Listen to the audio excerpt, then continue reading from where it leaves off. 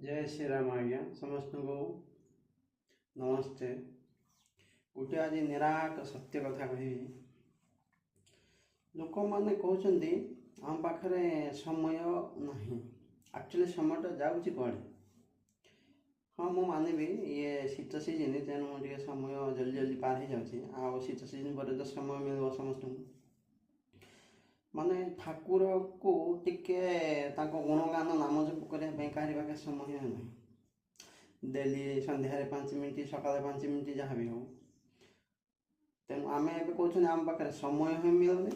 तेणु आम जिते लास्ट स्टेज को जावा जिते माने डेथर पूर्व समय को से टाइम आम जिते भगवान को डाक हे प्रभु रक्षा कर से भी कहे बाबा मो पाखे भी समय नहीं।